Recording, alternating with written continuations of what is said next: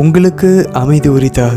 அன்பார்ந்தவர்களே, மரியணையின் ஓராண்டில் வீடியோ வழி விவிலிய வாசிப்பு திட்டத்தின் 175ஆம் நாளுக்குள் இன்று நாம் வெற்றிகரமாக நுழைந்து விட்டோம். அன்பார்ந்தவர்களே, இன்றைக்கி நம்ம கொஞ்சம் நீண்ட ஒரு பெரிய விவிலிய வாசிப்பு பகுதியில் தான் நம்ம இணைய போகிறோம்.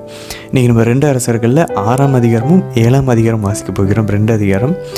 அதே போல் ஓசையா இறைவாக்கினர் நம்ம துவங்கியிருக்கிறோம். இன்றைக்கி நம்ம 4ஆம் அதிகாரம் 5, 6, 7 4 அதிகாரங்கள் வாசிக்க போகிறோம். 4லேருந்து 7 அதிகாரங்கள் வரைக்கும். கூடவே திருப்பாடல் 103ஆம் அதிகாரமும் இன்றைக்கி நம்ம வாசிக்க போகிறோம். அன்பதில் இன்றைக்கி 2 அரசர்களில் ஏற்கனவே நம்ம யோனாவினுடைய எலிசாவினுடைய 9 அதிசயங்கள் நம்ம பார்த்துட்டோம். அவர் மொத்தம் 13 பண்ணியிருக்காரு. அதில் 9 நம்ம கடைசியாக என்ன அந்த நாமானுடைய தொழுநோய் நீங்கிறத நம்ம அந்த ஒரு அற்புதத்தை பார்த்தோம். இன்றைக்கி 10ஆம் அற்புதம். ஒரு கோடாரியினுடைய அந்த தலை விழுந்துரும், அதை அவர் மீட்டெடுக்க போகிறார். அந்த சுவாரஸ்யமான நிகழ்வு.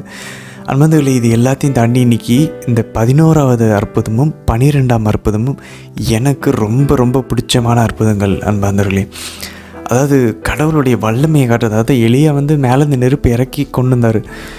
ஓகே, அது பிரம்மாண்டமான ஒரு அற்புதம் தான். பட் அது ரொம்ப என்ன சொல்கிறது, நம்மளால் கற்பனை செஞ்சு பார்க்க முடியாத ஒரு விதத்தில் இருக்குது. ஆனால் இந்த 11ஆம் அதிகாரமும் 11ஆவது அற்புதமும் 12ஆவது அற்புதமும் நம்ம பார்த்தோம் அப்படின்னா நம்மளோட வாழ்க்கையில் இதை நம்ம பார்க்க முடியும். கண்டிப்பாக அப்படிப்பட்ட ஒரு அழகான அற்புதங்கள் நீங்கள் வாசிக்க போகிறோம். ரொம்ப ரொம்ப சுவாரஸ்யமானது, ரொம்ப இன்ட்ரெஸ்டிங்காக இருக்கும். ரொம்ப கவனத்தோடு கவனிக்க உங்களை அன்போடு அழைக்கிறோம். அது மட்டும் இல்லை, ஆண்டவர் லேவியர்லேயும் இணைச்சட்டத்திலையும் ஆண்டவர் வாக்கு கொடுத்த அந்த மோசமான தண்டனை இஸ்ரேல் மக்கள் வந்துருச்சு அப்படின்றத நம்ம இன்றைக்கி பார்க்க போகிறோம். ஏன்னா நம்ம பாருங்கள், அரசர்களில் வாசிக்கும் போதும் 2 குறிப்பேட்டில் வாசிக்கும் போதும் உள்ள நிறைய விவரங்கள் கொடுக்கப்படல. பட் அந்த காலகட்டத்தில் வாழ்ந்த ஓசையா இறைவாக்கினருடைய நூலை நம்ம வாசிக்கும் போது நமக்கு தெரிய வருது. இணைச்சட்டம் 28 53ஆம் அதிகாரம் 56லேருந்து 57 வசனங்கள். லேவியர் 26ஆம் அதிகாரம் 27லேருந்து 29 வசனங்கள். அதுக்கப்புறம் பின்னாடி நம்ம வாசிப்போம் புலம்பல்ல 4ஆம் அதிகாரம் 10ஆம் வசனம். இதெல்லாம் பார்த்தோன்னா ஒரு மிகப்பெரிய ஒரு தண்டனை தீர்ப்பை ஆண்டவர் கூறியிருந்தார். நீங்கள் என் கட்டளைகள் படி நடக்காமல் பிற தெய்வங்களை வழிபட்டு இருந்தீங்கன்னா உங்களுடைய பிள்ளைங்களையே நீங்கள் சமைச்சு சாப்பிட அந்த ஒரு உச்சகட்டமான ஒரு தண்டனைனா இதுதான் இருக்க முடியும். அன்பார்ந்தவர்களே, அது இன்றைக்கி நடக்குது. ரொம்ப கொடூரமான ஒரு பாடத்தை நமக்கு இன்றைக்கி பைபிள் கற்றுத்தருகிறது. ஆண்டவருக்கு அஞ்சு வாழணும் அப்படின்னு சொல்லி இன்றைக்கி ஓசையால் நம்ம இன்றைக்கி வாசிப்போம். ஆண்டவர் இஸ்ரேலை இன்றைக்கி 4ஆம் அதிகாரத்துலேருந்து இந்த புத்தகத்தினுடைய கடைசி 14ஆம் அதிகாரம் வரைக்கும் இதான் நம்ம வாசிக்க போகிறோம். ஆண்டவர் இஸ்ரேலை வழக்கு தொடுக்க கூப்பிடுகிறார். நீ போய் வேசித்தனம் செய்தாய், நீ உன் கணவனுக்கு விசுவாசம் இல்லாமல் நீ வெளியே போய் நடந்த, நீ உன் கணவனாகி எனக்கு ஏன் உடன்படிக்கை விசுவாசம் இல்லாமல் நீ நடந்துன்றதை ஆண்டவர் இங்கே ஃபுல்லாமே இஸ்ரேலை எச்சரிக்கிறதை இன்றைக்கி நம்ம பார்க்க போகிறோம். ஆனால் நடுவில் பாருங்கள், நிறைய வசனங்கள் ஆண்டவர் அவரோட அன்பையும் வெளிப்படுத்துவார், அவருடைய இரக்கத்தையும் வெளிப்படுத்துவார். இஸ்ரேல் மேலே அவர் வச்சுருக்க அன்பு அதில் தெரிய வரும். அவர் திட்டுவார், அவர் கோவப்படுறாரு. ஆனால் அதே நேரத்தில் அவங்க மேலே வச்சுருக்க அன்பு இன்றைக்கி நம்ம வெளிப்படுறத இன்றைக்கி ஓசையா இறைவாக்கினர் புத்தகத்தில் நம்ம வாசிக்க கேட்போம். கூட இன்றைக்கி திருப்பாடல் 103 ரொம்ப ஃபேமஸானது. நம்ம ஆங்கிலத்தில் பாடல் கூட வாசிப்போம். Bless the Lord O my soul, என் ஆத்மாவே கர்த்தரியே ஸ்தோத்திரி. அந்த அழகான திருப்பாடலினுடைய அந்த மொத்த இதையும் இன்றைக்கி நம்ம வாசிக்க போகிறோம். யார் எழுதியிருக்க முடியும்? வழக்கம் போல் இவ்வளோ அழகான ஒரு ஜெபத்தை தாவீது அரசரால் மட்டும்தான் எழுதியிருக்க முடியும். நம்ம அதில் இந்த திருப்பாடலில் மாதா கோட் பண்ணுவாங்க. மாதா அவங்களுடைய பாடலில் கோட் பண்ணுவாங்க. சரி, இன்றைய தினத்திற்கான கேள்விகள் இருக்கிறது. 3 கேள்விகள். முதல் கேள்வி என்ன அப்படின்னு பார்த்தோன்னாக்கா, நிறைய பேர் சொல்லுவாங்க, ஒரு சில பேர் யாரெல்லாம் உண்மையுமே குடிக்கணும்னு சில பேர் அதிகாரத்தில் இருக்கிறவர்கள் கூட, திருச்சிப்பணி அதிகாரத்தில் அவங்க சொல்லுவாங்க, நீங்கள் குடிக்கலாம், ஒன்றும் தப்பில்லை, கொஞ்சம் குடிக்கலாம், நம்ம அடிக்ட் தான் ஆகக்கூடாது அப்படின்வாங்க. இல்லை அந்த ஏரியா சைடே தலை வச்சு படுக்க வேண்டிய அவசியம் இல்லான்னு பாருங்களே. ஒருவேளை பலவீனமாக இருந்தாலும் நம்ம அதுக்கு அடிக்ட் ஆகிடுவோம். அதுவும் குறிப்பாக ஜபத்தில் இருக்கும்போது அது தேவையில்லை நமக்கு.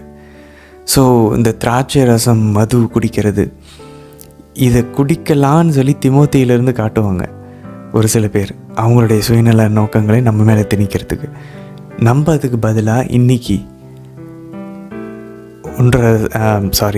இன்றைக்கி ஓசையா 4ஆம் அதிகாரத்திலேருந்து நம்ம அவங்களுக்கு எடுத்து காட்டணும். அது எந்த வசனம் கவனிக்க முயற்சி பண்ணுங்கள், கண்டுபிடிக்க. 2வது, ஆண்டவர் இயேசு யோனாவினுடைய அடையாளத்தை தான் கொடுப்பார். என்னது?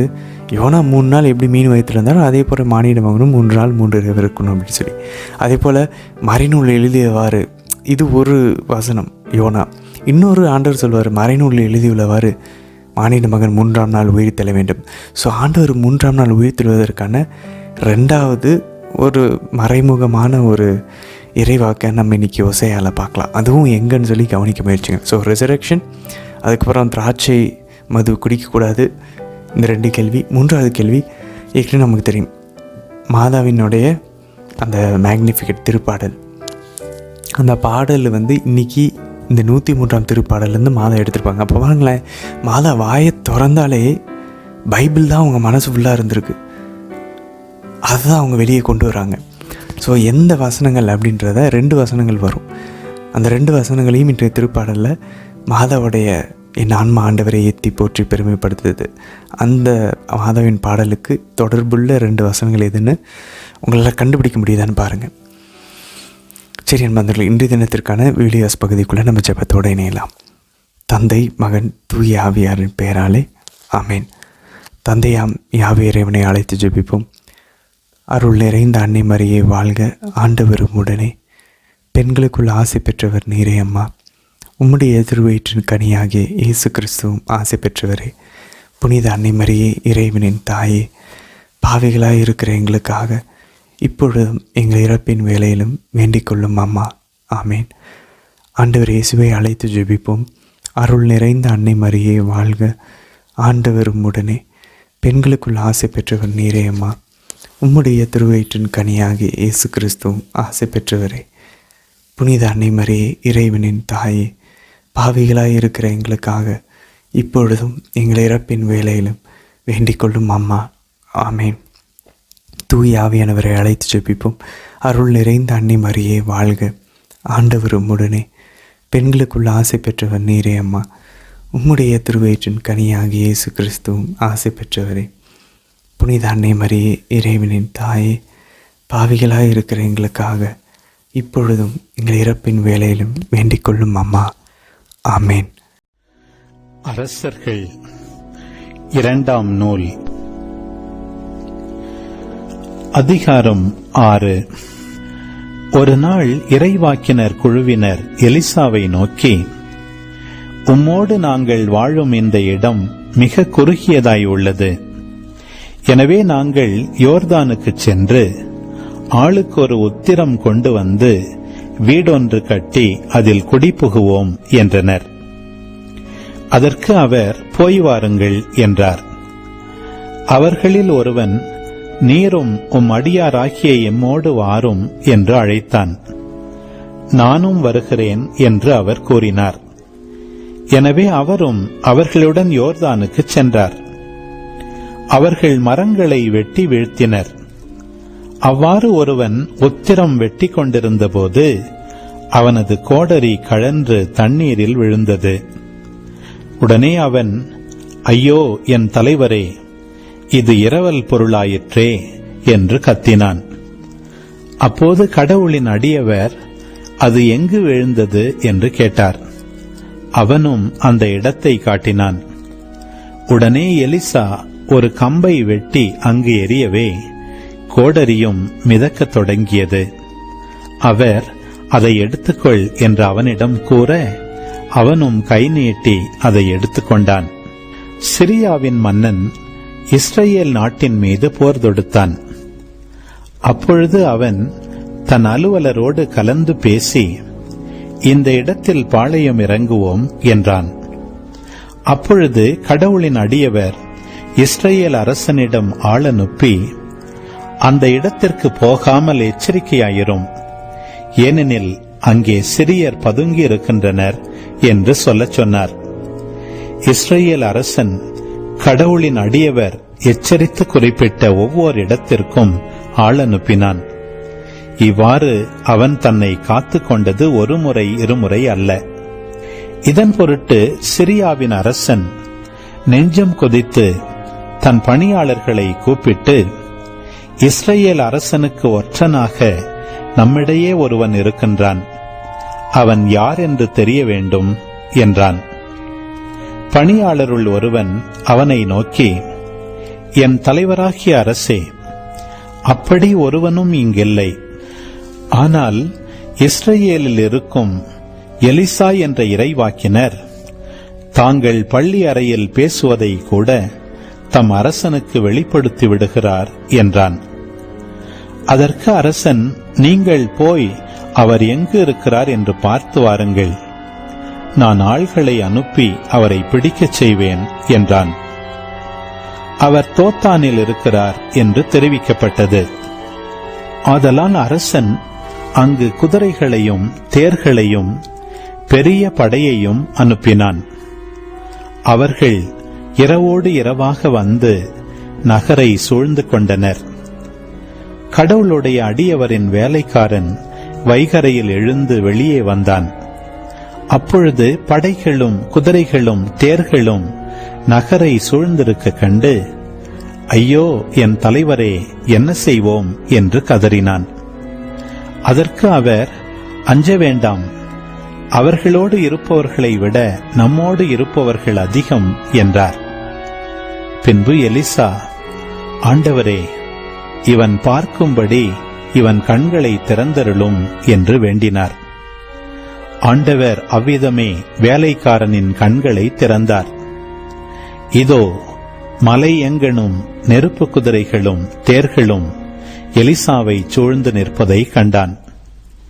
சிரியா நாட்டினர் அவரை நெருங்கி வந்தபொழுது எலிசா ஆண்டவரை நோக்கி, இவ்வினத்தாரை குருடாக்கியருளும் என்று மன்றாடினார். உடனே ஆண்டவர் எலிசாவின் மன்றாட்டுக்கு இணங்கி அவர்களை குருடாக்கினார். அப்பொழுது எலிசா அவர்களை நோக்கி, இது நீங்கள் செல்ல வேண்டிய பாதையும் அல்ல, நகரும் அல்ல. என்னை பின்தொடருங்கள். நீங்கள் தேடும் மனிதனிடம் நான் உங்களை அழைத்துச் செல்வேன் என்று சொல்லி அவர்களை சமாரியாவிற்கு அழைத்துச் சென்றார். அவர்கள் அந்நகருக்குள் நுழைந்ததும் எலிசா, ஆண்டவரே, இவர்கள் பார்வை பெறும்படி இவர்கள் கண்களை திறந்தருளும் என்றார். ஆண்டவர் அவர்கள் கண்களை திறக்கவே சமாரிய நகரின் நடுவில் தாங்கள் இருப்பதை அவர்கள் கண்டனர். இஸ்ரேல் அரசன் அவர்களை கண்டவுடன் எலிசாவை நோக்கி, என் தந்தையே, இவர்களை நான் வெட்டி வீழ்த்தட்டுமா என்றான். அதற்கு அவர், கொல்லாதே, நீ சிறைப்படுத்தியவர்களை நீயே உன் வாளினாலோ அம்பினாலோ கொல்வாயா? எனவே அவர்கள் பசி தாகம் தீர அவர்களுக்கு அப்பமும் தண்ணீரும் கொடு.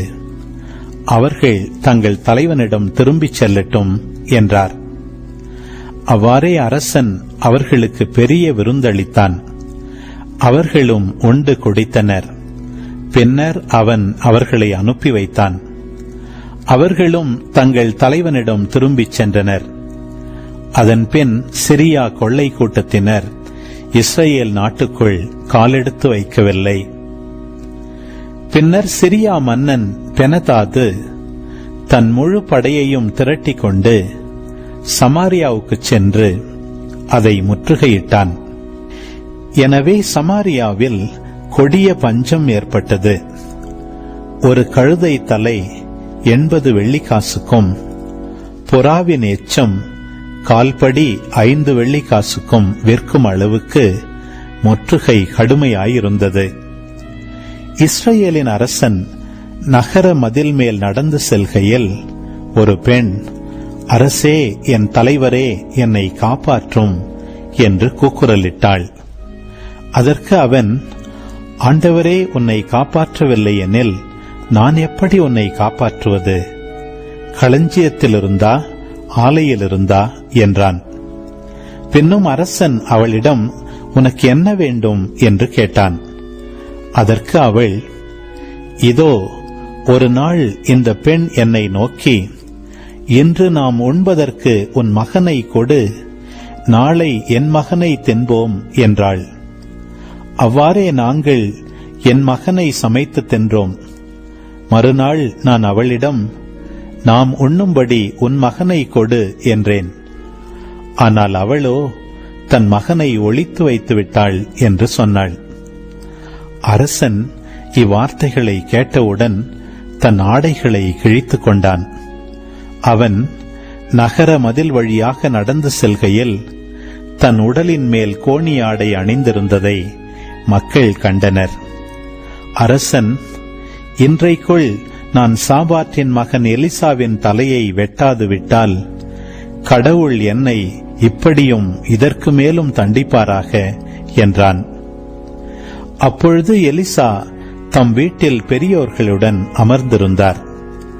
அரசன் தனக்கு முன் ஒரு மனிதனை அவரிடம் அனுப்பியிருந்தான். அத்தூதன் வருவதற்குள் எலிசா தம்மோடு இருந்த பெரியோர்களை நோக்கி, இந்த கொலைகார மகன் என் தலையை வெட்டும்படி இதோ ஒருவனை அனுப்பியிருப்பது தெரியவில்லையா? அத்தூதன் வரும்பொழுது அவன் உள்ளே வராதவாறு கதவை அடைத்து விடுங்கள். அவனை பின்தொடர்ந்து வரும் அவன் தலைவனின் காலடி ஓசையும் இதோ கேட்கிறதல்லவா என்றார். இவ்வாறு அவர் அவர்களுடன் பேசிக் கொண்டிருக்கையில் அரசன் அவரிடம் வந்து சேர்ந்தான். அப்பொழுது அவன், இந்த தீமை ஆண்டவரிடமிருந்தே வருகிறது. அப்படி இருக்க ஆண்டவருக்காக நான் இன்னும் ஏன் காத்திருக்க வேண்டும் என்றான். அரசர்கள் 2ஆம் நூல் அதிகாரம் 7. அப்பொழுது எலிசா, ஆண்டவரின் வாக்கை கேளுங்கள். ஆண்டவர் கூறுவது இதுவே, நாளை இந்நேரம் சமாரிய நகர வாயிலில் ஒரு மரக்கால் கோதுமை மாவு 1 வெள்ளிக்காசுக்கும் 2 மரக்கால் வார்கோதுமை 1 வெள்ளிக்காசுக்கும் விற்கப்படும் என்றார். அரசனுக்கு பக்கபலமாயிருந்த அதிகாரி கடவுளின் அடியவரை நோக்கி, இதோ பாரும், ஆண்டவர் வானின் கதவுகளை திறந்துவிட்டாலும் இத்தகைய காரியம் நடக்குமா என்று கேட்டான். அதற்கு அவர், இதை நீ உன் கண்களால் காண்பாய், ஆனால் அதில் நீ எதையும் உண்ணமாட்டாய் என்றார். நகர வாயிலின் அருகே 4 தொழுநோயாளிகள் இருந்தனர். இவர்கள் ஒருவரிடம், சாவை எதிர்நோக்கி நாம் ஏன் இங்கு உட்கார்ந்திருக்க வேண்டும்? நாம் நகருக்குள் செல்வோமாயின் நகரில் பஞ்சம் இருப்பதால் நாம் செத்துப்போவோம். இங்கேயே தங்கியிருந்தாலும் சாக வேண்டியதுதான். வாருங்கள், சிரியரின் பாசறைக்கு சென்று அங்கே தஞ்சம் புகுவோம். அவர்கள் நம்மை வாழவிட்டால் நாம் உயிர் பிழைப்போம், அவர்கள் நம்மை கொன்று போட்டால் செத்துப்போவோம் என்று பேசிக்கொண்டனர். இருள் கவிழ்ந்த வேளையில் அவர்கள் சிரியரின் பாசறையின் எல்லையை நெருங்கிய போது அங்கே ஒருவரும் இல்லை. ஏனெனில் தேர்கள், குதிரைகள், பெரும் படை ஆகியவற்றின் பேரொலியை சிரியா படையினர் கேட்கும்படி தலைவர் செய்திருந்தார். எனவே அவர்கள் ஒருவரை நோக்கி, இதோ இஸ்ரேல் அரசன் தனக்கு துணையாக இத்திய அரசர்களையும் எகிப்திய அரசர்களையும் கூலிக்கு அமர்த்தி கொண்டு நம்மை தாக்க வருகிறான் என்று சொல்லிக் கொண்டனர். எனவே அவர்கள் இருள் கவிழ்ந்த வேளையில் ஓட்டம் பிடித்தனர். தங்கள் கூடாரங்களையும் கழுதைகளையும் பாசறையையும் அப்படியே விட்டுவிட்டு உயிருக்காக தப்பி ஓடினர். ஆகவே இந்த தொழுநோயாளிகள் பாசறையின் எல்லையை நெருங்கி ஒரு கூடாரத்தின் உள்ளே நுழைந்து அங்கே உண்டு குடித்தனர். மேலும் அங்கிருந்த வெள்ளி, பொன், ஆடைகள் முதலியவற்றை எடுத்துக்கொண்டு போய் ஒளித்து வைத்தனர். மீண்டும் திரும்பி வந்து வேறொரு கூடாரத்தில் புகுந்து அங்கிருந்தவற்றை எடுத்துக்கொண்டு போய் ஒளித்து வைத்தனர். பிறகு அவர்கள் ஒருவரிடம், இன்று நாம் இப்படி செய்வது சரியன்று. இந்நாள் நல்ல செய்தியின் நாள். நாளை காலை வரை இதை வெளியிடாது மௌனமாயிருந்தால் நாம் குற்றவாளிகள் ஆவோம். வாருங்கள், நாம் போய் அரச மாளிகையில் இதை அறிவிப்போம் என்று சொல்லிக் கொண்டனர்.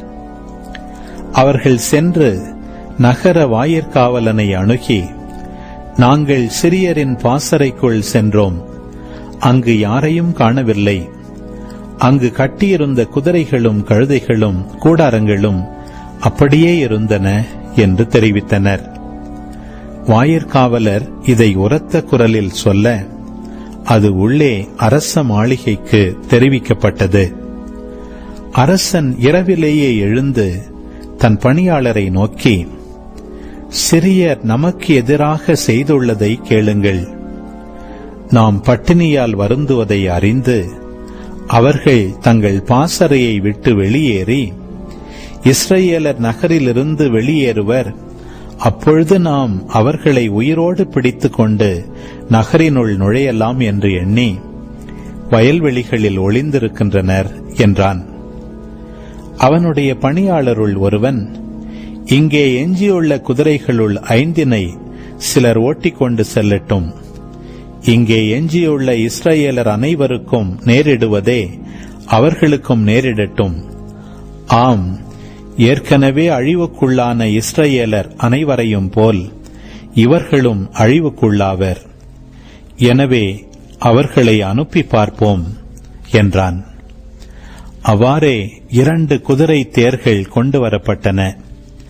அவற்றில் அரசன் சிலரை சிரியர் பாசறைக்கு அனுப்பி, சென்று பாருங்கள் என்று கட்டளையிட்டான். அவர்களோ சிரியரை தேடி யோர்தான் வரை போனார்கள்.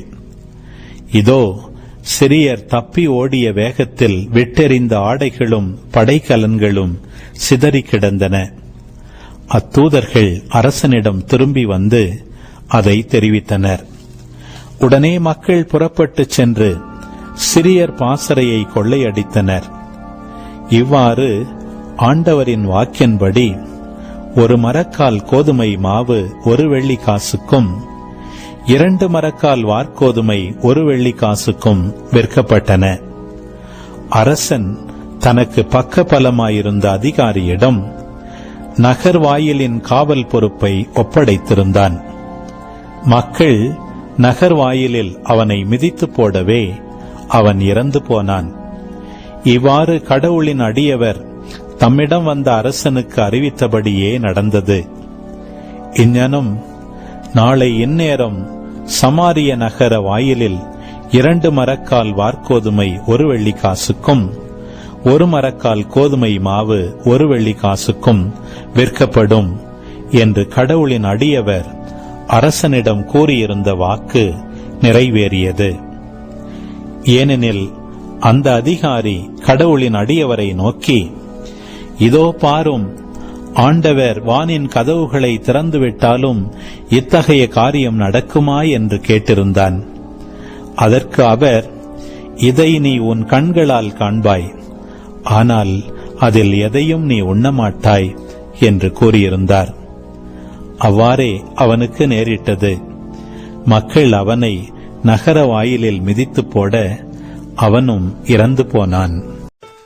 ஓசேயா ஆகமம் அதிகாரம் 4. இஸ்ரவேல் மக்களே, ஆண்டவரின் வாக்கை கேளுங்கள்.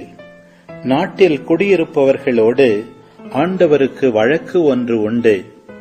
நாட்டில் உண்மையும் இல்லை, இரக்கமும் இல்லை, கடவுளை அறியும் அறிவும் இல்லை. பொய்யானை, பொய்யுரை, கொலை, களவு, விபச்சாரம் ஆகியன பெருகிவிட்டன. எல்லா கட்டுப்பாடுகளையும் தகர்த்தெறிகின்றனர். இரத்தப்பழி மேல் இரத்தப்பழி குவிகின்றது.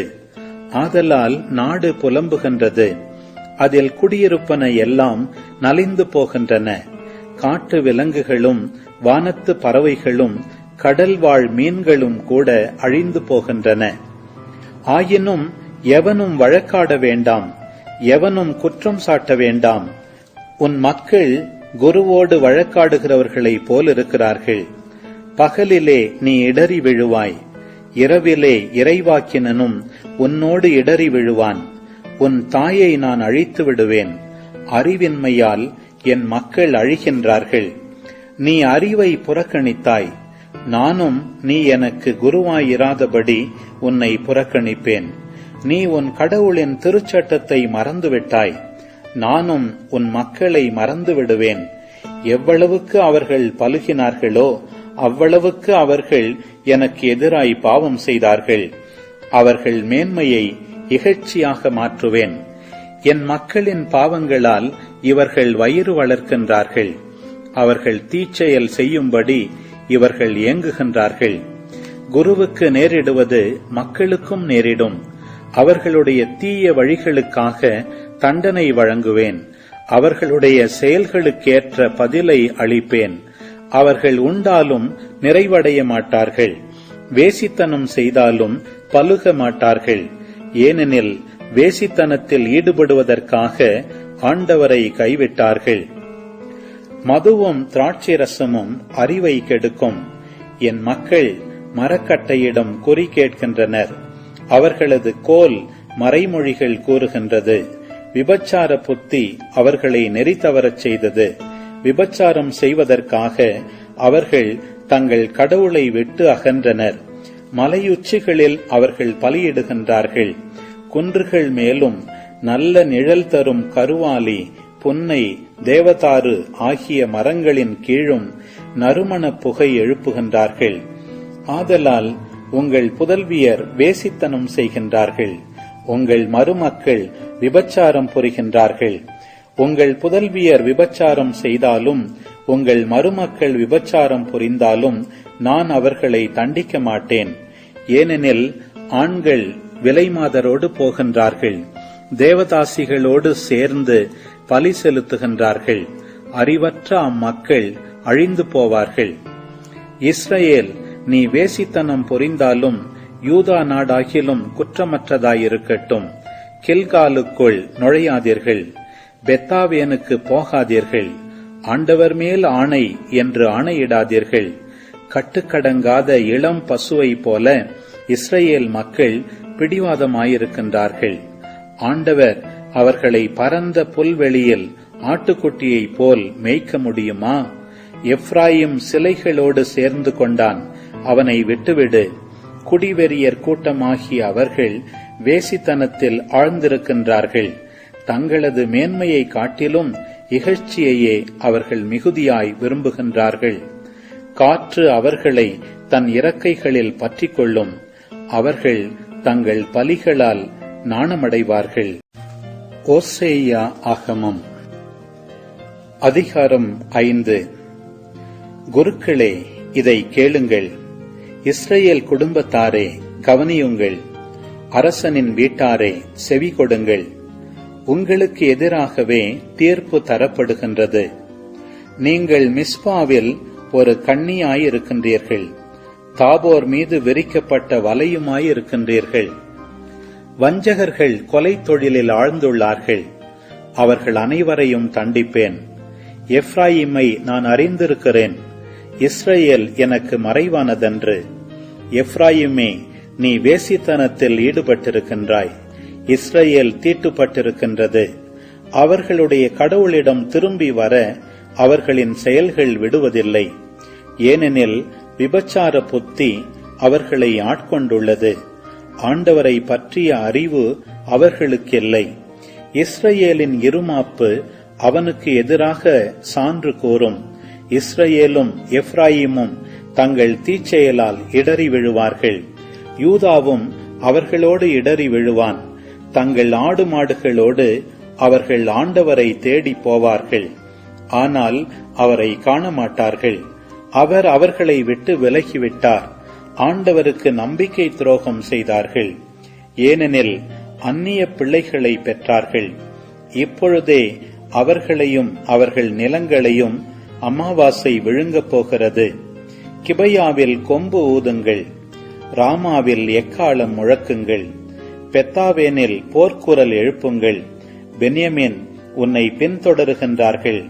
தண்டனை வழங்கப்படும் நாளில் எப்ராயிம் பாழாவான். இஸ்ரவேலின் குலங்களுக்கு உறுதியாய் நேரிடப் போவதையே அறிவிக்கின்றேன். யூதாவின் தலைவர்கள் எல்லை கல்லை தள்ளி வைக்கிறவர்களுக்கு ஒப்பாவார்கள். அவர்கள் மேல் என் கோபத்தை வெள்ளப்பெருக்கை போல் கொட்டி தீர்ப்பேன். எப்ராயிம் ஒடுக்கப்படுகின்றான், தண்டனை தீர்ப்பால் நொறுக்கப்படுகின்றான். அவன் வீணான கட்டளைகளை பின்பற்றுவதில் கருத்தாயிருந்தான். ஆகையால் எப்ராயிமுக்கு நான் விட்டில் போல் இருக்கின்றேன், யூதாவின் வீட்டாருக்கு புற்றுநோய் போல் இருக்கின்றேன். எப்ராயிம் தன் பிணியை கண்டு கொண்டான், யூதா தன் காயத்தை உணர்ந்து கொண்டான். எப்ராயிம் அசீரியாவில் புகலிடம் தேடி யாரேபு அரசனுக்கு ஆள் அனுப்பினான். ஆனால் உங்களை குணமாக்கவோ உங்கள் காயங்களை ஆற்றவோ அவனால் இயலாது. ஏனெனில் நான் எப்ராயிமுக்கு சிங்கத்தை போலவும் யூதாவின் வீட்டாருக்கு சிங்கக்குட்டியைப் போலவும் இருப்பேன். நானே அவர்களை கவி பிடிப்பேன், தூக்கிக் கொண்டு போவேன். விடுவிப்பவன் எவனுமே இரான். தங்கள் குற்றத்திற்கான பழியை ஏற்று என்னை தேடி வரும் வரை நான் என் இடத்திற்கு திரும்பி போய்விடுவேன். தங்கள் துன்பத்திலே அவர்கள் என்னை தேடுவார்கள். ஓசேயா ஆகமம் அதிகாரம் 6. வாருங்கள், ஆண்டவரிடம் நாம் திரும்புவோம். நம்மை காயப்படுத்தியவர் அவரே, அவரே நம்மை குணமாக்குவார். நம்மை அடித்து நொறுக்கியவர் அவரே, அவரே நம் காயங்களை கட்டுவார். 2 நாளுக்கு பிறகு நமக்கு புத்துயிர் அளிப்பார். 3ஆம் நாளில் நம்மை எழுப்பி விடுவார். அப்பொழுது நாம் அவர் முன்னிலையில் வாழ்ந்திடுவோம். நாம் அறிவடைவோமாக, ஆண்டவரை பற்றி அறிய முனைந்திடுவோமாக. அவருடைய புறப்பாடு புலரும் பொழுது போல் திண்ணமானது, மழை போலவும் நிலத்தை நனைக்கும் இளவேனிற்கால மாரி போலவும் அவர் நம்மிடம் வருவார் என்கிறார்கள். எப்ராயிமே, உன்னை நான் என்ன செய்வேன்? யூதாவே, உன்னை நான் என்ன செய்வேன்? உங்கள் அன்பு காலை நேர மேகம் போலவும் கதிரவனை கண்ட பனி போலவும் மறைந்து போகிறதே. அதனால்தான் நான் இறைவாக்கினர் வழியாக அவர்களை வெட்டி வீழ்த்தினேன். என் வாய்மொழிகளால் அவர்களை கொன்றுவிட்டேன். எனது தண்டனை தீர்ப்பு ஒளி போல வெளிப்படுகின்றது. உண்மையாகவே நான் விரும்புவது பலியை அல்ல, இரக்கத்தையே விரும்புகின்றேன். எரிபலிகளை விட கடவுளை அறியும் அறிவையே நான் விரும்புகின்றேன். அவர்களோ ஆதாம் என்ற இடத்தில் உடன்படிக்கையை மீறினார்கள். அங்கே எனக்கு நம்பிக்கை துரோகம் செய்தார்கள். கிளையாது கொடியோர் நிறைந்த நகர், அதில் இரத்தக்கரை படிந்துள்ளது.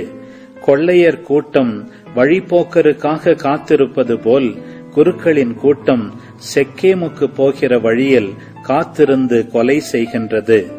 கொடுமை அன்றோ அவர்கள் செய்வது? இஸ்ரேல் குடும்பத்தாரிடம் மிக கொடிய செயல் ஒன்றை நான் கண்டேன். அங்கே எப்ராயிமின் வேசித்தனம் இருந்தது, இஸ்ரேல் தீட்டுப்பட்டிருந்தது. யூதாவே, உனக்கும் அறுவடை காலம் ஒன்று குறிக்கப்பட்டிருக்கின்றது. நான் என் மக்களை நன்னிலைக்கு திரும்ப கொணரும் போது. ஓசேயா ஆகமம் அதிகாரம் 7. நான் இஸ்ரேலை குணமாக்கும் போது எப்ராயிமின் தீச்செயல் வெளிப்படும், சமாரியாவின் பொல்லாப்புகள் புலப்படும். அவர்கள் வஞ்சகம் செய்கின்றார்கள், திருடன் உள்ளே நுழைகின்றான், கொள்ளையர் கூட்டம் வெளியே சூறையாடுகின்றது. அவர்களுடைய தீவினைகளை எல்லாம் நான் நினைவில் வைத்திருக்கின்றேன் என்பதை அவர்கள் நினைத்து பார்ப்பதில்லை. இப்பொழுது அவர்கள் செயல்களே அவர்களை வளைத்துக் கொண்டன, அவை என் கண்முன் இருக்கின்றன. தங்கள் தீமையினால் அரசனையும் தங்கள் பொய்களினால் தலைவர்களையும் அவர்கள் மகிழ்விக்கின்றார்கள். அவர்கள் அனைவரும் விபச்சாரத்தில் ஈடுபட்டுள்ளவர்கள், எரியும் அடுப்புக்கு ஒப்பானவர்கள். அப்பம் சுடுபவன் மாவை பிசைந்தது முதல் புளிப்பேறும் வரையில் கிளறாத நெருப்புக்கு ஒப்பானவர்கள். நம் அரசனின் திருநாள் என்று சொல்லி தலைவர்கள் திராட்சை ரசத்தால் போதையேறி கிடந்தார்கள். அரசனும் ஏளனக்காரரோடு கூடி குலாவினான். அவர்களின் இதயம் சதித்திட்டத்தால் அடுப்பை போல் எரிகின்றது. அவர்களின் கோபத்தீ இரவெல்லாம் கனன்று கொண்டிருக்கும். அது காலையில் நெருப்பை போல கொழுந்துவிட்டு எரியும். அவர்கள் எல்லாரும் அடுப்பை போல் அனலாயிருக்கின்றார்கள். தங்களின் ஆட்சியாளர்களை விழுங்குகின்றார்கள். அவர்களின் அரசர்கள் அனைவரும் வீழ்ச்சியுற்றார்கள். அவர்களுள் எவனுமே என்னை நோக்கி கூப்பிடவில்லை. எப்ராயிம் வேற்றினத்தாருடன் கலந்து வாழ்கின்றான். எப்ராயிம் ஒரு புறம் வெந்த அப்பமாயிருக்கின்றான். அந்நியர் அவன் ஆற்றலை உறிஞ்சிவிட்டனர். அதை அவன் அறியவில்லை. அவனுக்கு நரை விழுந்துவிட்டது. அதையும் அவன் அறியவில்லை. இஸ்ரவேலின் இருமாப்பு அவனுக்கு எதிராக சான்று சொல்கின்றது. ஆயினும் அவர்கள் தங்கள் கடவுளாகிய ஆண்டவரிடம் திரும்பவில்லை. இவை அனைத்திற்கு பிறகும் அவரை தேடவில்லை. எப்ராயிம் அறிவில்லா பேதை புறாவை போல் இருக்கின்றான். அவர்கள் எகிப்தை துணைக்கு அழைக்கின்றார்கள். அசீரியாவிடம் புகலிடம் தேடுகின்றார்கள். அவர்கள் போகும்போது என் வலையை அவர்கள் மேல் விரித்திடுவேன். வானத்து பறவைகளைப் போல அவர்களை கீழே விழச் செய்வேன். அவர்கள் தீச்செயல்களுக்காக அவர்களை தண்டிப்பேன். அவர்களுக்கு ஐயோ கேடு! என்னை விட்டு விலகி அலைந்து திரிகின்றார்கள். அவர்களுக்கு அழிவுதான் காத்திருக்கின்றது. அவர்கள் எனக்கு எதிராக கலகம் செய்தார்கள். நான் அவர்களை மீட்டு வந்தேன். ஆனால் அவர்கள் எனக்கு எதிராக பொய் சொல்கின்றார்கள். தங்கள் உள்ளத்திலிருந்து என்னை நோக்கி அவர்கள் கூக்குரலிடவில்லை.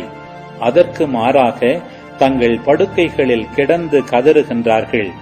கோதுமைக்காகவும் திராட்சை ரசத்திற்காகவும் தங்களையே பீய்த்து பிடுங்கிக் கொள்கின்றார்கள். நானே அவர்களை பயிற்றுவித்து அவர்கள் புயங்களை வலிமையுறச் செய்திருந்தும் எனக்கு எதிராக தீங்கு நினைக்கின்றார்கள். பாகாலை நோக்கியே திரும்புகின்றார்கள். நம்ப முடியாத வில்லுக்கு ஒப்பாயிருக்கின்றார்கள். அவர்களுடைய தலைவர்கள் நாவால் பேசிய இருமாப்பை முன்னிட்டு வாளால் மடிவார்கள். இதுவே எகிப்தை முன்னிட்டு அவர்களுக்கு ஏற்படும் நிந்தையாகும். திருப்பாடல் 103. என் உயிரே ஆண்டவரை போற்றிடு. என் முழு உளமே அவரது திருப்பெயரை ஏத்திடு. என் உயிரே ஆண்டவரை போற்றிடு. அவருடைய கனிவான செயல்கள் அனைத்தையும் மறவாதே. அவர் உன் குற்றங்களை எல்லாம் மன்னிக்கின்றார். உன் நோய்களையெல்லாம் குணமாக்குகின்றார். அவர் உன் உயிரை படுகொழியினின்று மீட்கின்றார். அவர் உனக்கு பேரன்பையும் இரக்கத்தையும் மணிமுடியாக சூட்டுகின்றார். அவர் உன் வாழ்நாளை நலன்களால் நிறைவுறச் செய்கின்றார். உன் இளமை கழுகின் இளமை என புதிதாய் பொலிவுறும். ஆண்டவரின் செயல்கள் நீதியானவை. ஒடுக்கப்பட்டோர் அனைவருக்கும் அவர் உரிமைகளை வழங்குகின்றார். அவர் தம் வழிகளை மோசேக்கு வெளிப்படுத்தினார். அவர் தம் செயல்களை இஸ்ரவேல் மக்கள் காணும்படி செய்தார். ஆண்டவர் இரக்கமும் அருளும் கொண்டவர், நீடிய பொறுமையும் பேரன்பும் உள்ளவர். அவர் எப்பொழுதும் கடிந்து கொள்பவர் அல்லர், என்றென்றும் சினங்கொள்பவர் அல்லர். அவர் நம் பாவங்களுக்கு ஏற்ப நம்மை நடத்துவதில்லை, நம் குற்றங்களுக்கு ஏற்ப நம்மை தண்டிப்பதில்லை. அவர் தமக்கு அஞ்சுவோர்க்கு காட்டும் பேரன்பு மண்ணினின்று விண்ணளவு போன்று உயர்ந்தது. மேற்கினின்று கிழக்கு எத்துணை தொலைவில் உள்ளதோ அத்துணை தொலைவிற்கு நம் குற்றங்களை நம்மிடமிருந்து அவர் அகற்றுகின்றார். தந்தை தம் பிள்ளைகள் மீது இரக்கம் காட்டுவது போல் ஆண்டவர் தமக்கு அஞ்சுவோர் மீது இறங்குகிறார். அவர் நமது உருவத்தை அறிவார். நாம் தூசி என்பது அவர் நினைவில் உள்ளது. மனிதரின் வாழ்நாள் புல்லை போன்றது. வயல்வெளி பூவென அவர்கள் மலர்கின்றார்கள். அதன் மீது காற்றடித்ததும் அது இல்லாமல் போகின்றது. அது இருந்த இடமே தெரியாமல் போகின்றது. ஆண்டவரது பேரன்போ அவருக்கு அஞ்சுவோர் மீது என்றென்றும் இருக்கும். அவரது நீதியோ அவர்களின் பிள்ளைகளின் பிள்ளைகள் மீதும் இருக்கும். அவருடைய உடன்படிக்கையை கடைபிடித்து அவரது கட்டளையின்படி நடப்பதில் கருத்தாயிருப்போர்க்கு அது நிலைக்கும். ஆண்டவர் தமது அரியணையை விண்ணகத்தில் நிலைநிறுத்தியுள்ளார். அவரது அரசு அனைத்தின் மீதும் பரவியுள்ளது. அவர் தம் சொற்கேட்டு நடக்கும் வலிமை மிக்கோரே. ஆண்டவரின் தூதர்களே, அவரை போற்றுங்கள். ஆண்டவரின் படைகளே, அவர் திருவுளப்படி நடக்கும் அவர் தம் பணியாளரே, அவரை போற்றுங்கள். ஆண்டவரின் ஆட்சி தலத்தில் வாழும் அனைத்து படைப்புகளே, ஆண்டவரை போற்றுங்கள். என் உயிரே, ஆண்டவரை போற்றிடு. ஆமேன். ஆண்டவரே, இந்த நாளுக்கான இந்த அழகான இறைவார்த்தை பகுதியை காண செய்ததற்கு நன்றி அப்பா. 175 நாட்கள் முடிச்சிட்டோம் ஆண்டவரே. அதற்காக நன்றி செலுத்துகிறோம் அப்பா. எங்களை தொடர்ந்து வழி நடத்தி கொண்டிருப்பதற்காக நன்றி ஆண்டவரே. எங்களை காயப்படுத்துவதும் நீங்கள் தான், எங்களுடைய காயங்களை கட்டுகிறவரும் நீங்கள் தான் அப்பா. எங்களை நீங்கள் கீழ்ப்படுத்துகிறீங்க. ஒரு பிள்ளையாக நினச்சி எங்களை நீங்கள் வழி நடத்துகிறீங்க. பையனாக நினச்சி எங்களை நீங்கள் ஒழுங்குபடுத்துகிறீங்க அப்படின்றத உணர்கிறோம் அப்பா. அம்மா, ஆண்டவருக்கு அஞ்சி நடக்கக்கூடிய உள்ளத்தை எங்களுக்கு தாங்கம்மா. அதனால் நாங்கள் ஆண்டவருடைய இரக்கத்தையும் அன்பையும் நாங்கள் பெற்றுக்கொள்வோம். ஆண்டவருக்கு அஞ்சக்கூடிய ஞானத்தின் துவக்கமாகிய தேவ பயத்தை எங்களுக்கு பெற்றுத்தாங்கம்மா. அது ஒன்று இருந்துச்சுன்னா நாங்கள் பாவத்தில் விழவே மாட்டோம். எங்களுக்கு அந்த ஒரு அழகான ஆவியானவரின் அந்த கொடையை எங்களுக்கு பெற்றுத்தாங்கம்மா. தந்தை, மகன், தூய ஆவியாரின் பெயராலே ஆமேன். நம்ம வந்து இன்றைய தினத்திற்கான அந்த 3 கேள்விகளுக்கான பதிலை பார்த்துடலாம். முதல் கேள்வி பாருங்கள்.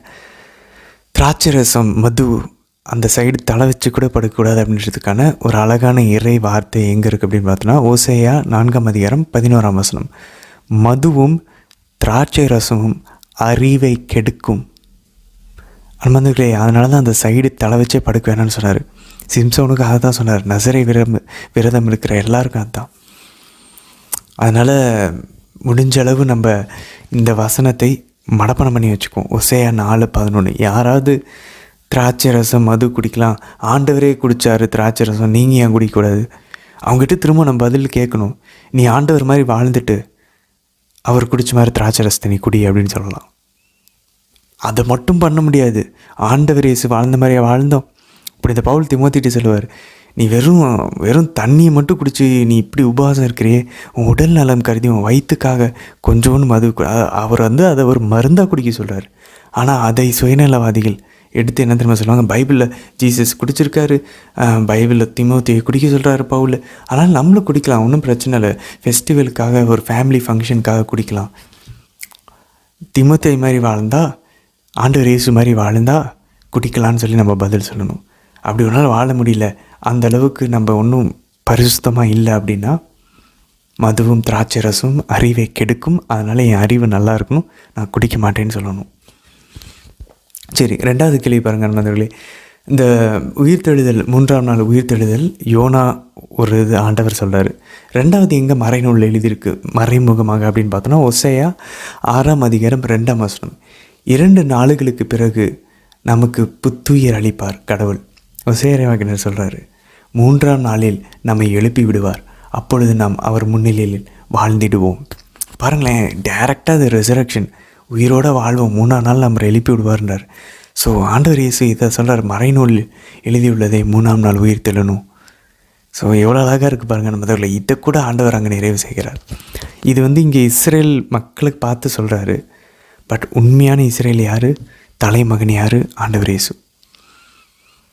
சரி, 3வது கேள்விக்கு போவோம். ஆண்டவர் இன்றைக்கி நம்ம வாசித்தோம், ஆண்டவருக்கு அஞ்சு நடக்கிறதுனால மாதவனுடைய பாடலில் இன்றைய திருப்பாடலை மாதா எடுத்திருப்பாங்க. எங்கே?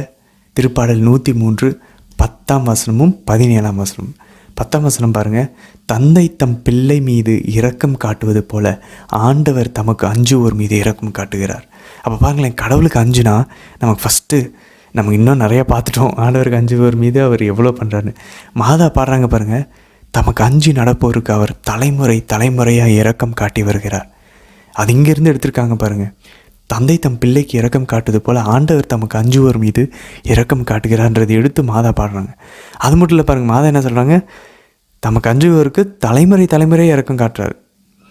அது பாருங்கள் 17 இருக்குது பாருங்கள். இன்றைக்கி திருப்பாடலில் ஆண்டவரது பேரன்போ அவருக்கு அஞ்சுவோர் மீது, அந்த பேரன்பு வார்த்தை ஸ்டெட்ஃபாஸ்ட் மர்சி இரக்கம்னு கூட அதை மொழிபெயர்க்கலாம்.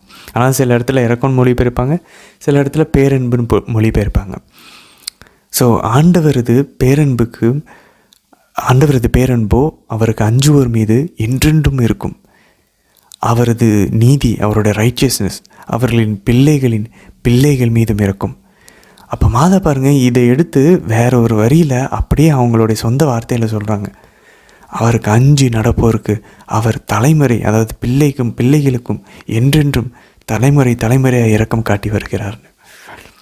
மாத வாயை திறந்தாலே ஜபந்தான் இருக்குது அன்பார்ந்தவர்களே, இறை வார்த்தை தான் இருக்குது.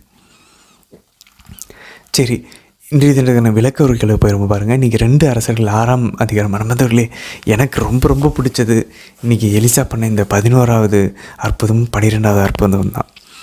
பாருங்கள், ஃபஸ்ட்டு இந்த செமினரி, இந்த குரு மடங்களுக்கு, துறவர மடங்களுக்கான ஒரு ப்ரோட்டோடைப், ஒரு முன் அடையாளம் இங்கே இருக்குது பாருங்கள். எலிசாவுக்கு கீழே சீடர்கள் வாழ்ந்துருக்குறாங்க. அவங்க பாருங்கள், எங்களுக்கு இந்த இடம் பத்தல, நாங்கள் யோர்தானில் போய் ஒரு செமினரி கட்டி நாங்கள் ஒரு இடத்த அமைச்சு அங்கே வாழ்ந்த ஜெபம் தபம். அப்போ பாருங்கள், இறைவாக்கினர்கள்லாம் ஒன்றா சேர்ந்து ஒரு ட்ரைனிங்கில் ஈடுபடுறாங்க. அவங்களுக்கு சுப்பீரியராக யார் இருக்கா? எலிசா இறைவாக்கினர் இருக்கார். இது ஆண்டவர் எடுத்து புதிய உடன்படிக்கையில் உலகம் ஃபுல்லாக இன்றைக்கி பரப்பியிருக்கார். பணி குருத்துவத்தில் பணி இறைவாக்கினர்களாக, அரசர்களாக, குருக்களாக, துறவிகளாக எப்படி ஆண்டவர் பாருங்கள் பழைய உடன்படிக்கை எடுத்து எக்ஸ்பேண்ட் பண்ணியிருக்காரு. இந்த நாடு, இந்த மொத்த உலகத்துக்குள்ளேயும் ஊடுருவி பாய வச்சுருக்காரு, உள்ளிருந்து ஆசீர்வாதத்தை கொடுப்பதற்கு. அதுக்கப்புறம் பாருங்கள், 12ஆம் வசனம் பாருங்கள். ஆனால் இஸ்ரேலில் இருக்கும் எலிசா என்ற இறைவாக்கினர் தாங்கள் பள்ளியறையில் பேசுவதை கூட தம் அரசனுக்கு வெளிப்படுத்தி விடுகிறார். அன்பார்ந்தவர்களே, ஆவியானவருடைய பவர் பாருங்கள் அன்பார்ந்தவர்களே. அவரோட பெட் சேம்பரில், அவருடைய தனிப்பட்ட ரூமில் 4 செவத்துக்குள்ளே பேசுவது ஆவியில் ஆண்டவர் இங்கே வெளிப்படுத்தி கொடுத்துறாரு எலிசா இறைவாக்கினருக்கு. எவ்வளோ பவர் பாருங்கள். அதனால் அவரை பிடிச்சி அவரை கொல்லலான்னு சொல்லி ஆள் அனுப்புகிறார் இந்த சிரியாவுடைய மன்னன். ஆனால் பாருங்கள், ஆண்டவருக்கு 5 நடப்பவருக்கு அவர் இரக்கம் காட்டுகிறார். அவருடைய பேரன்பு அவரை சூழ்ந்து கொண்டிருக்கிறது. என்ன நடக்குது பாருங்கள், அந்த எலிசாவினுடைய வேலைக்காரன் சொல்ல, ஐயோ ஒரு பெரிய படம் வந்திருக்கு. அன்பார்ந்தவர்களே, என் வாழ்க்கையில் நிறைய பிரச்சனைகள் வரும்போது நம்ம என்ன பண்ணுறோம்? இந்த எலிசாவினோட வேலைக்காரர் போல பயந்துடுறோம். ஆனால் நம்ம ஒரு ஜெப மனுஷியாக இருந்தோன்னா எலிசாவை போல பதில் சொல்லுவோம். அது சும்மா வாயிலேருந்து அப்படி மற்றவங்களை காட்டிக்கிறதுக்காக இல்லை அன்பார்ந்தவர்களே. மனசில் ஆவியானவர் நம்மை திடப்படுத்துவார். அந்த ஒரு உறுதி நமக்குள்ளே இருக்கும். ஏன்னா அதுதான் ரியாலிட்டியும் கூட, உண்மையும் கூட. நம்ம எதுவும் பொய்யெல்லாம் நம்ம மனசை ஆறுதல் படுத்திக்கிட்டுலாம் சொல்கிறது இல்லை. உண்மையாலுமே அதுதான் நிதர்சன உண்மை. என்னது? 2 அரசர்கள் 6ஆம் அதிகாரம் 16ஆம் வசனம் பாருங்கள். எலிசா சொல்கிறாரு வேலைக்காரரை பார்த்து, இவ்வளோ பெரிய படையை பார்த்து பயப்படுற, அஞ்ச வேண்டாம். அவர்களோடு இருப்பவர்களை விட நம்மோடு இருப்பவர்கள் அதிகம். உலகில் இருக்கும் அவனை விட எனக்குள்ளே இருப்பவர் பெரியவர்னு சொல்லி புதிய ஏற்பாட்டில் நம்ம வாசிக்கிறோம். அன்பார்ந்தவர்களே, அவள் பாருங்கள், அவர் ஜெபிச்சு அந்த வேலையாளனுடைய கண்களை திறக்கிறார். 17ஆம் வசனம் பாருங்கள். இதோ மலையெங்கும் நெருப்பு குதிரையும் தேர்களும் எலிசாவை சூழ்ந்து நிற்பதை கண்டார்கள். ஓ பிரைஸ் த லார்ட். அன்பார்ந்தவர்களே, இது பாருங்களேன். நம்ம அவருக்கு 5 நடக்கிறோம் அப்படின்னா, அது அவர் மேலே நம்பிக்கை வச்சுருக்கோம் அப்படின்னா, அன்பார்ந்தவர்களே, நம்ம டெய்லி பைபிள் வாசிக்கிறோம். நம்ம டெய்லி 3 ஜெபமாலைகள் குறைஞ்சது. மாதா சொன்னது 3 ஜெபமாலைகள் ஜெபிக்க ஆரம்பிக்கிறோம். தினமும் திருப்பலிக்கு போகிறோம். ஆண்டவரை தேடுறோன்னா நம்மை சூழ்ந்து நெருப்பு குதிரைகளும் தேர்களும் நிற்கும். எந்த பிரச்சனை வந்தாலும் பாருங்கள், எலிசாவுக்கு பிரச்சனை வரலன்னு சொல்ல முடியாது, பிரச்சனை வருது. ஆனாலும் கூட ஆண்டவர் சூழ்ந்து நின்று இறங்கி அவர் நம்மை காப்பார். ஜப வீரர்களாக இருக்க வேண்டும் அன்பர்களே. ஆண்டவரை இதெல்லாம் பண்ணாமலும் நம்மளுடைய சுய பலனில் நம்ம பண்ணலாம். எல்லோரும் அப்படி தான் பண்ணிக்கிட்டு இருக்காங்க ஒரு சில பேர். பட் நம்ம ஆண்டவரை தெரிஞ்சிருக்கிறோமே, நம்ம ஏன் அப்படி பண்ணணும்? அதுக்கப்புறம் பாருங்கள் 18ஆம் வசனம் 20ஆம் வசனத்தில் ஆண்டவரே இவங்களுடைய கண்களை குருடாகும்னா குருடாயிருது, ஆண்டவருடைய கண்களை திறந்து விடுங்கன்னா திறனுது. அன்பார்ந்தவர்களே, இந்த அதிகாரம் பாருங்கள், ஆண்டவர் இயேசு புனித பேதுருக்கு கொடுக்குறார். நீ மண்ணுலகில் தடை செய்வது விண்ணுலகிலும் தடை செய்யப்படும். நீ மண்ணுலகில் அனுமதிப்பது விண்ணுலகிலும் அனுமதிக்கப்படும். நீ பூட்டுறது அங்கே பூட்டவனும் நீ திறக்கிறது இங்கே திறக்கும். எவ்வளோ பவர்ஃபுல்லான வல்லமை கொடுக்குறப்பாங்க அன்பர்களே. இந்த அதிகாரத்தெல்லாம் திருச்சபை நமக்கு பரிபூர்ண பலன்களை தருகிறது. நீங்கள் இந்த திருத்தலத்துக்கு போங்க, நீங்கள் இந்த இயர் ஆஃப் கிரேஸ், இந்த ஜூபிலியினுடைய இந்த நுழைவாயில் ஜூபிலி டோர் வழியாக உள்ளே போங்க, உங்களுடைய பாவங்கள் மன்னிக்கப்படும்.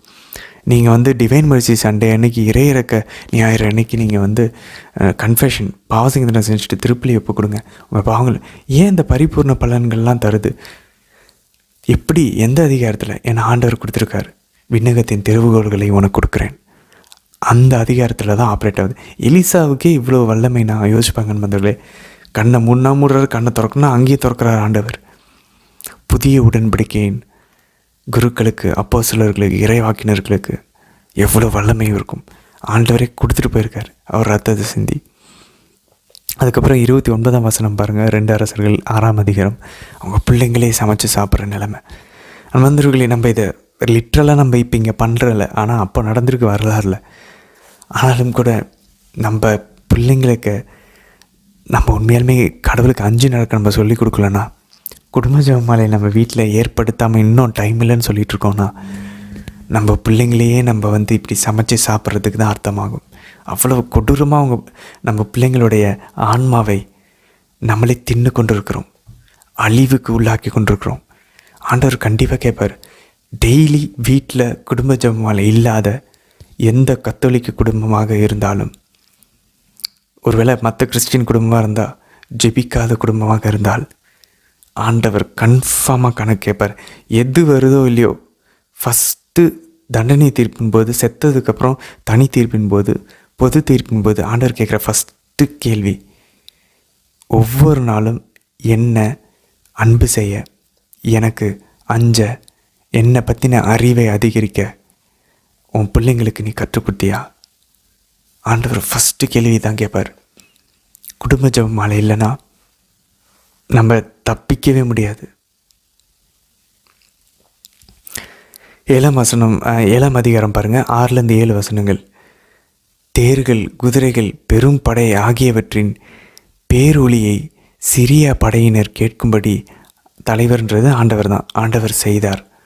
எனவே அவர்கள் ஒருவரை நோக்கி, இதோ இஸ்ரேல் அரசன் தனக்கு துணையாக இத்திய அரசர்களையும் எகிப்திய அரசர்களையும் கூலிக்கு அமர்த்தி கொண்டு நம்மை தாக்க வருகிறார்கள் என்று சொல்லி உயிருக்கு தப்பி ஓடினார்கள். எல்லாம் அவங்க கூடாரத்தை விட்டுட்டு, அவங்களுடைய கருவிகளை விட்டுட்டு ஓடி இருக்காங்க.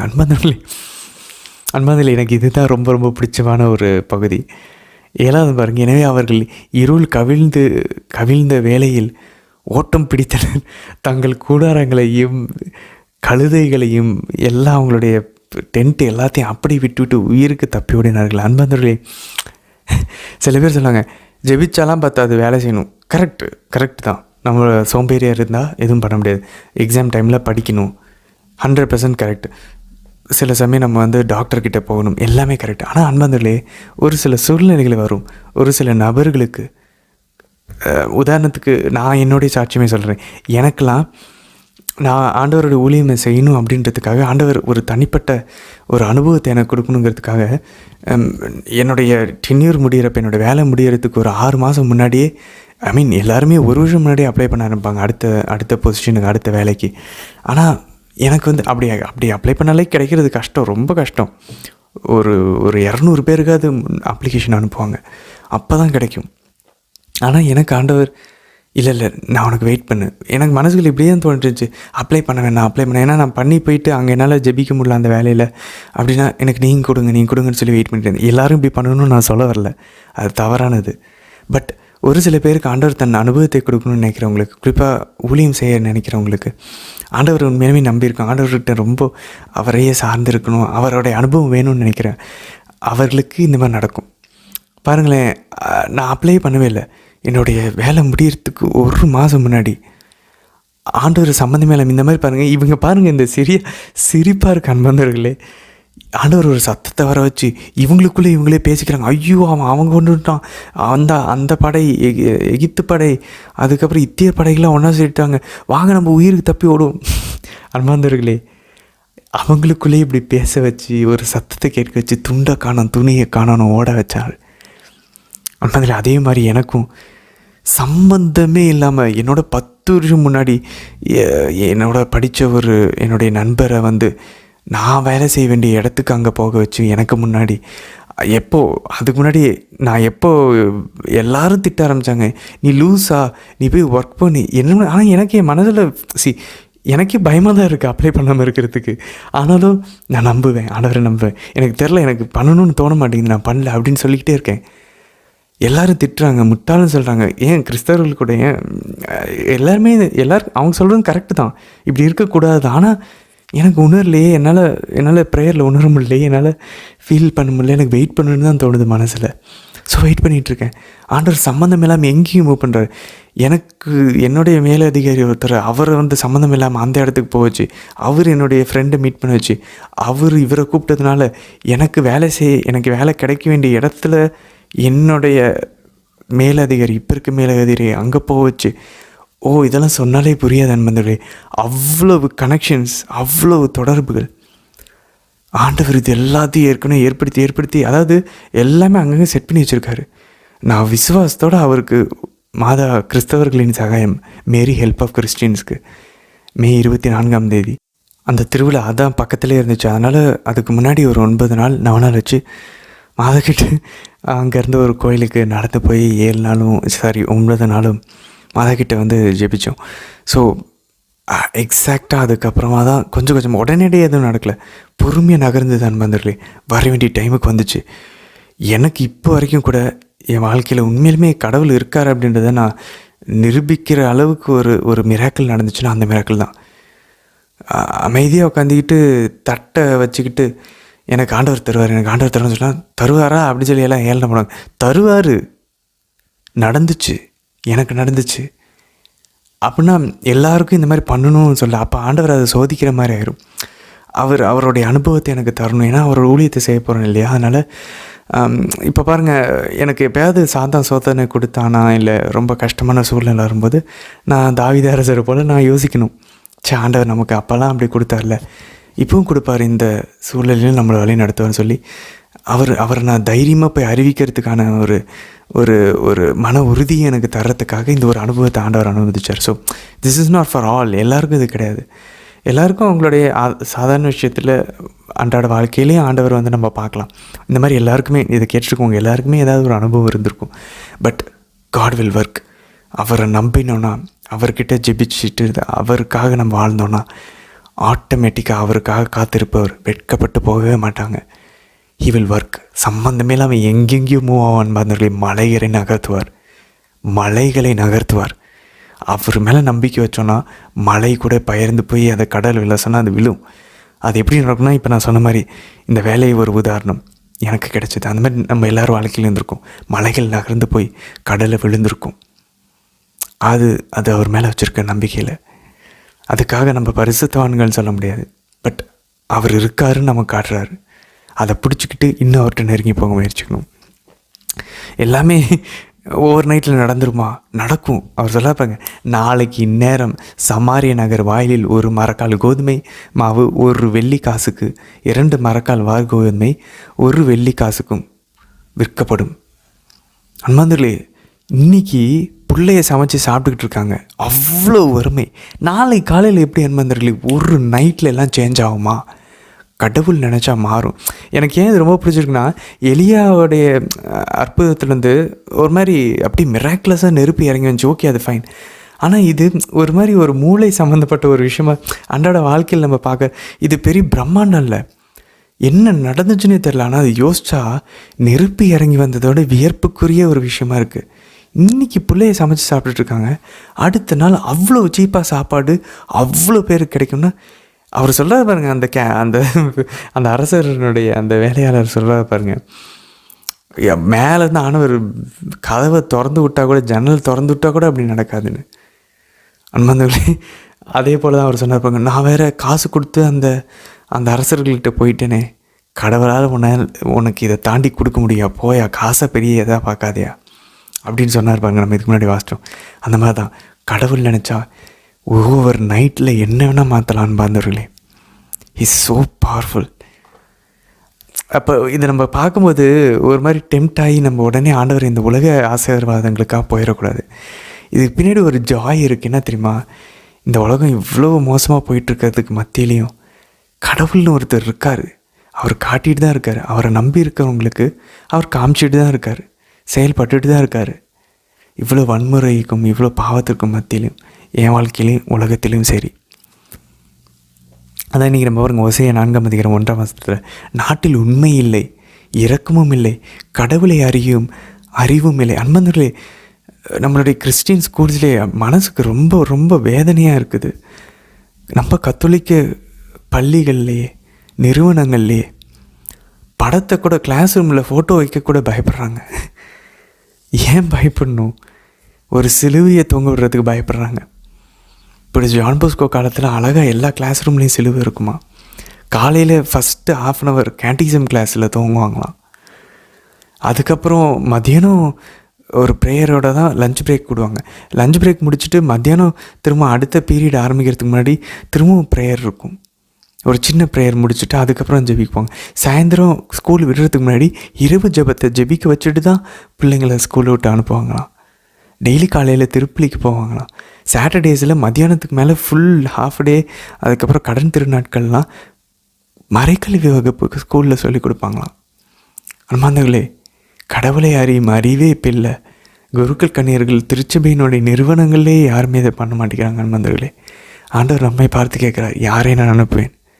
அன்பார்ந்தவர்களே, இதை கேட்டுட்ருக்க உங்கள் குடும்பத்தில் இருந்தது, ஏன் நீங்களே இல்லை உங்கள் பிள்ளைகளே, உங்களுடைய சகோதர சகோதரிகள் இறையிலத்தில் இருந்துச்சுன்னா அவர்களை தயார் செஞ்சு ஆண்டவருடைய பக்தியில் வளர்த்து இன்னொரு ஜான் போஸ்கோவா, இன்னொரு டொமினிக் சேவியோவா உருவாக்க முடியுமா? நம்ம குடும்பத்தில் இருந்து திருச்சபையில் எழுப்புதல் வரணும். அன்பார்ந்தவர்களே, ரொம்ப மோசமாக போயிட்டுருக்கு. இப்போ ஓசையை பார்த்தா அதே நிலைமை தான் இப்பயும் இருக்குது. கடவுளை பற்றின அறிவே இல்லை. ஞாயிற்றுக்கிழமைகளை யாருமே கோயிலுக்கு போனால் அது கடவுளுடைய நாள் நினைக்க மாட்டேங்கிறாங்க. அதுக்கப்புறம் அது ஞாயிற்றுக்கிழமை அப்படின்னா இப்போ மற்ற நாட்கள்லாம் யோசிச்சு பார்ப்போமே. மோசமான நிலைமையில போயிட்டுருக்க அன்பர்களே, இறை வார்த்தையை கேட்டுட்ருக்க நம்மை ஆண்டவர் கேட்கிறார், யாரை நான் அனுப்புவேன்? நான் உன்னோடு இருக்கிறேன். ஆபிரகாம், ஈசாக்கு, யாக்கோபு, தாவீதோடு இருந்தது போல் மோசேவோடு, யோசுவாவோடு, எலிசாவோடு, எலியாவோடு, புனித யோவான், பேதுரு, 12 அப்போஸ்தலர்கள் புனிதர்களோடு இருந்தது போல் உன் கூட இருக்கேன். நீ போவியா? என்னுடைய ஒளியா உப்பா? அப்படின்னு ஆண்டவர் கேட்குறாரு. அன்பர்களே, இன்றைக்கி 6ஆம் வசனத்தில் பாருங்கள். ஓசையா 4 6 அறிவின்மையினால் என் மக்கள் அழிகின்றனர். அன்பர்களே, நம்ம இந்த ஒரு 100-150 வருஷமாக நமக்கு தெரியும் நன்றாக, நம்ம திருச்சபையில் தோய்வான ஒரு நிலைமையில தான் நம்ம இருந்தோம். நமக்கு யாருமே ஒழுங்காக ஆண்டவர் கத்தோலிக்க விசுவாசம்னா என்ன யாருமே நமக்கு சொல்லித்தரல. டீச்சர் சொல்லித்தரல, ப்ரீஸ்ட்டுங்க சொல்லித்தரல, அப்பா அம்மா சொல்லித்தரல, நாமளும் போய் தேடி கற்றுக்கல. அந்த அறிவின்மையினால் நம்ம அழிஞ்சோம். நானே அதுக்கு ஒரு சாட்சி. அந்த ஒரு பஞ்சம், வார்த்தைக்கான பஞ்சத்தை ஃபேஸ் பண்ணுவோம் அன்பார்ந்தவர்களே. அவர் சொல்ல பாருங்க, நீ அறிவை புறக்கணித்த, கடவுளை பற்றின அறிவை உன் அம்மா அப்பா பிள்ளைங்களுக்கு சொல்லிக் கொடுத்துருக்கணும். குருக்கள் பொதுமக்களுக்கு சொல்லிக் கொடுக்கணும், விசுவாசிகளுக்கு. அதே போல் டீச்சர்ஸ் ஸ்டூடெண்ட்ஸுக்கு சொல்லிக் கொடுத்துருக்கணும். இது எல்லாமே கட்டாச்சு. நீ அறிவை புறக்கணித்தாய், நானும் நீ எனக்கு குருவாய் இராதபடி உன்னை புறக்கணித்தேன். நீ உன் கடவுளின் திருச்சட்டத்தை புறக்கணித்தாய், அதை போய் யாருக்கும் கற்றுக் கொடுக்கல, நீயும் கடைபிடிக்கல. நானும் உன் மக்களை புறக்கணித்து விட்டேன், மறந்து விட்டேன். அதனால் என்னாச்சு பாருங்களேன். 10ஆம் வசனம் பாருங்கள். அவர்கள் உண்டாலும் நிறைவு அடைய மாட்டார்கள். பசிக்குது, தேடுது ஆன்மா, மனசு. ஆனால் அதை போய் உலகத்தின் நிலையில்லாத நிரந்தரமற்ற பொருட்களிலும் இன்பங்களிலும் அதை தேடிக்கிட்டு இருந்தோம். நான் தேடிட்டு இருந்தேன், நானும் அதுக்கான சாட்சி. கடைசியாக தான் தெரிய வந்துச்சு, ஓ, ஆண்டவரை நான் புறக்கணிச்சிட்டேன், அவரோட வல்லமை இழந்துட்டேன், பலவீனமாயிட்டேன். அப்புறம் தான் தெரிய வந்துச்சு. அதுக்கப்புறம் பாருங்கள் என்ன பிரச்சனைன்னு பாருங்கள். ஓசையா 5 இந்த பாவ அடிக்ஷன், நம்ம நிறைய டைம் யோசிப்போம் அடிக்ஷனாக இருக்கும். ஏன்? 4 வசனம் பாருங்கள். ஓசையா 5 4 வசனம். அவர்களுடைய கடவுளிடம் திரும்பி வர அவர்களின் செயல்கள் விடுவதில்லை. ஏன்னா நம்ம செயல்கள் எதிராக இருக்குது, கடவுளுடைய திருச்சட்டத்துக்கு பழக்கி வச்சுருக்கிறோம். ஏனெனில் விபச்சார புத்தி அவர்களை ஆட்கொண்டுள்ளது. அந்த புத்தின்ற இடத்துல ஸ்பிரிட்ன்னு இருக்கும். ஆக்சுவலாக அப்படின்னு டிரான்ஸ்லேட் பண்ணலாம். விபச்சாரத்தின் ஆவி அவர்களை ஆட்கொண்டது. ஆண்டவரை பற்றிய அறிவு அவர்களுக்கு இல்லை. அன்பர்களே, அதுக்கு என்ன சொல்யூஷன்? 15ஆம் வசனம் சொல்லுது பாருங்கள். தங்கள் குற்றங்களினால் தங்கள் குற்றத்திற்கான பழியை ஏற்று, ஃபஸ்ட்டு செஞ்ச பாவத்தை ஒத்துக்கணும். ஃபஸ்ட்டு. செகண்ட், என்னை தேடும் வரை நான் என் இடத்திற்கு திரும்பி போய்விடுவேன். தங்கள் துன்பத்தில் அவர்கள் என்னை தேடுவார்கள். ஸோ ஃபஸ்ட்டு நம்ம செஞ்ச பாவம், நம்ம அவரை விட்டு போயிட்டோம் அப்படின்னு சொல்லி ஒத்துக்கணும். அதுக்கப்புறம் அவரை தேடி வந்து அவர்கிட்ட மன்னிப்பு கேட்கணும். அதுக்கப்புறம் அந்த ஆவியை நம்மிடமிருந்து அகற்ற சொல்லி நம்மளோட செயல்களை மாற்றணும். ஏன்னா நம்ம செயல்கள் தான் ஆண்டவர்கிட்ட போக விட மாட்டேங்குதுல்ல. அப்போ செயலை முறிக்கிட்டிங்கன்னா அது ஆப்போசிட் டைரெக்ஷனில் போகணும். அதோட எதிர் திசைன்னா இனி அதுக்காக பரிகாரம் உடலில் செய்ய வேண்டும். உபவாசம் இருக்கணும், முட்டி போடணும். அப்புறம் 3வது, அவரை பற்றின அறிவை நம்ம அறிய துவங்கணும். அவர்கள் என்னை தேடுவார்கள் சொல்கிறாரு பாருங்க. ஜெபிக்கணும், அவரை பற்றி தெரிஞ்சுக்கணும், உபவாசம் இருக்கணும், உடலை வருத்த வேண்டும், பாவத்தை ஒத்துக்கிட்டு அதுக்கு மன்னிப்பு கேட்க ஆரம்பிக்கணும். ஆட்டோமேட்டிக்காக அவர்கிட்ட நம்ம நெருங்கி வர ஆரம்பிச்சிருவோம். அது பாருங்கள் 6ஆம் வசனம் அழகாக சொல்லுது. 6ஆம் அதிகாரம் 1ஆம் வசனம், ஓசேயா 6:1.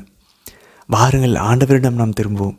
நம்மை காயப்படுத்தியவர் அவரே நம்மை குணமாக்குவார். நம்மை அடித்து நொறுக்கியவர் அவரே நம் காயங்களை கட்டுவார். அன்பார்ந்தவர்களே, பாருங்களேன், இதை நம்ம புரிஞ்சுட்டு, அதாவது அவர்கிட்ட இருந்து தப்பிச்சு ஓடணும்னு அவசியம் இல்லை. ஓகே, நான் ஒத்துக்கிறேன் ஆண்டவரே, என் பாவம் நீங்கள் தண்டித்தது சரிதான். இப்போ நான் திருப்பி கொண்டு வரேன், என் காயத்தை உங்ககிட்டே கொண்டு வந்து காட்டுறேன், எனக்கு கட்டுங்க. He is waiting to heal us. அவர் நம்மை குணமாக்க காத்துக்கிட்டு இருக்கார். ஆனால் நம்ம கையை கொடுக்க மாட்டேங்கிறோம், மனசை கொடுக்க மாட்டேங்கிறோம், ஆன்மாவை கொடுக்க மாட்டேங்கிறோம். அதை நம்மளே குணமாக்கிக்க நம்ம ட்ரை பண்ணிகிட்ருக்கோம். நம்ம வழியில் அது செட் ஆகாது. அது எவ்வளோ சாப்பிட்டாலும் அது நிறைவு வராது. அதுக்கப்புறம் பாருங்கள், ஆண்டவர் ஃபீல் பண்ணுறாரு பாருங்கள். 6ஆம் அதிகாரம் ஓசேயா 4ஆம் வசனம், உங்கள் அன்பு காலை நேர மேகம் போலவும் கதிரவனை கண்டு பனியும் போலவும் மறைந்து போகிறது. எவ்வளோ வருத்தமாக இருக்கு பாருங்கள். நம்ம நம்மளுடைய இந்த உடலுக்கும் மாமிசத்துக்கும் ஆவிக்கும் இருக்க போராட்டத்தில் எதுலேயுமே நிலையாக இருக்கிறது. இன்றைக்கி ஒரு நாள் ஜெபிக்கிறோம், அடுத்த நாள் ஜெபிக்க மாட்டேங்கிறோம். இன்றைக்கி வெளியே வாசிக்கிறோம், அடுத்த நாள் வாசிக்க மாட்டேங்கிறோம். ஆண்டவர் எவ்வளோ ஃபீல் பண்ணுறாருப்பாங்க நண்பர்களே. சரி, என்ன தான் பண்ணுறது? தொடர்ந்து போராடணும். கொஞ்சம் கொஞ்சமாக மெச்சூராக நம்ம ஒரு நிலையான தன்மையில் ஆண்டவருக்குள்ளே வளர ஆரம்பிப்போம் நண்பர்களே.